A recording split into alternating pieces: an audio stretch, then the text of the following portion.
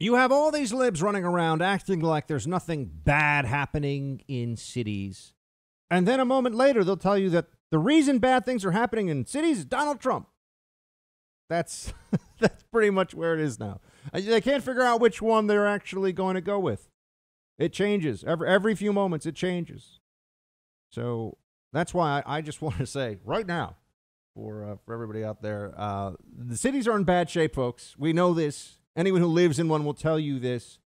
There is nothing trending in their favor. Not security, not the economy, not COVID, nothing. Well, COVID cases, but not COVID lockdowns.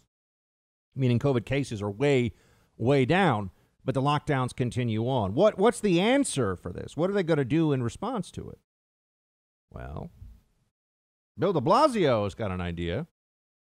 How about a wealth tax? Oh, yeah, that's right. Bill de Blasio wants help with a wealth tax. Play 3. You really want to change things in this city? Then everyone better change a lot of the way we live more foundationally. If you just talk about it and feel self-satisfied, God bless you. That's not actually going to change things. What changes things is redistribution of wealth. Tax the wealthy at a much higher level. And I just feel like this is a lot of cocktail party comfort going on rather than people honestly dealing with this issue. Help me tax the wealthy. Help me redistribute wealth. Help me build affordable housing in white communities if you want desegregation. That's right. Higher taxes, more government housing. That's how de Blasio thinks he's going to fix things. That's how de Blasio thinks he's going to make things better. Well, my friends, it's not going to work. If I weren't someone who had all my family in New York and an interest in the outcome of the fight for the future, the soul of this city, in my work, which I certainly do, if I weren't in that role, I would tell you right now, I'd be out. If it weren't for those two things, I'd be out. The taxes you pay to live in New York City, think about it. If you're making, let's say you're, I don't know, you're somebody who's working in an office environment. You're an IT specialist for a company. You're making $100 grand, which I don't know if that's high or low for that. I'm just saying you're making $100 grand. You leave New York City, you don't have to pay New York City taxes anymore. You leave New York State, you don't have to pay New York State taxes anymore. Florida and Texas are very nice places with great people, great food. Same thing with Tennessee. That's why everyone's leaving. Because not only do you get to be in a place where you have more freedoms and more rights that are respected, you're also somewhere where you get to keep more of your money. And it's more affordable. So every sandwich you buy, every square foot of your home, all of that, you're getting more for your money. And on top of it, at the end of the year, you get to keep more of your money. And de Blasio's plan is to raise the taxes even more on people who are high earners. De Blasio's plan is to squeeze even harder on the people that he's already getting 50% of the taxes from, the 1% of earners in New York. Democrats, what we're seeing in part here is that they've been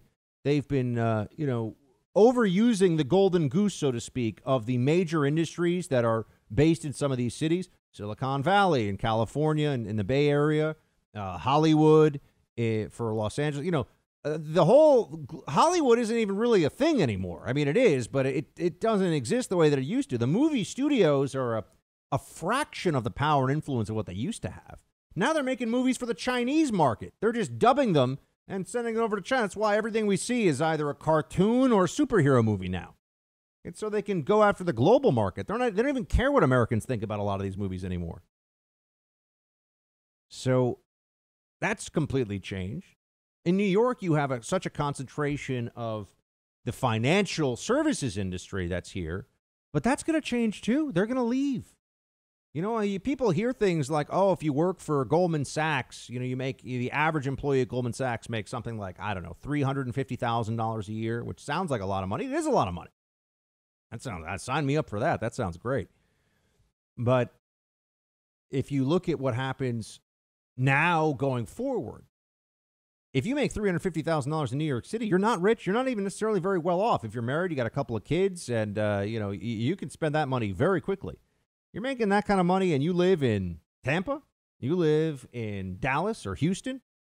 You're doing, now I know those are expensive cities too, Dallas and Houston, but you're doing well.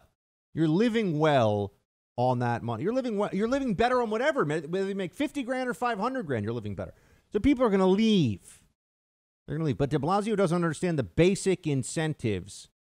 And that's why it's only going to get worse.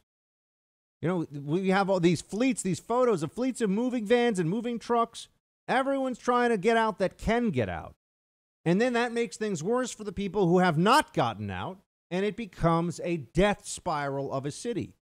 It has happened to other places. It has happened to Detroit. It has happened to Baltimore. It has happened to major American metropolises in the past. You know, you look at a place even like Philadelphia. Philadelphia is a shadow of what it used to be.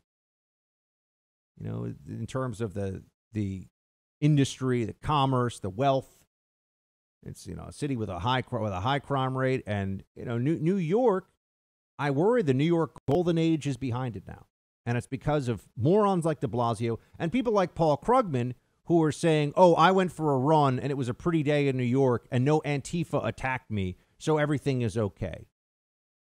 You know, there's no way that Krugman is so stupid that he really believes that that's an intelligent thing to say. It's not possible. So he's just being a part of the gaslighting. They're just hoping that they can hold on to these false narratives long enough that when people go in to vote this November, they're not going to believe what has actually happened here. They're going to think something else is going on, or they're just going to blame Trump for it. New York City is not Trump's fault, what's going on here. New York State is not Trump's fault. This is on Democrats who have been making the key decisions at and insisting that they were only their decisions to make. Let's not forget that. You know, Cuomo used to tell the president, sorry, it's a state issue, back off. Okay. Well, there are a lot of people that lived in nursing homes that wish that Cuomo had backed off and left it to somebody else. Because as I've said, the single most effective, the single best safety policy you could have for your state during the COVID pandemic, don't have Andrew Cuomo as your governor.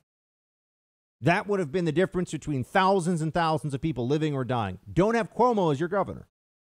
And if you want your city to survive, don't elect someone like Mayor de Blasio. But who knows who's coming next? Could be even worse. Hey, Team Buck, thank you so much for watching The First on YouTube. If you like this video, please click that little thumbs up button so then it will log as liked. And also, if you want to see more great content from The First, please click subscribe.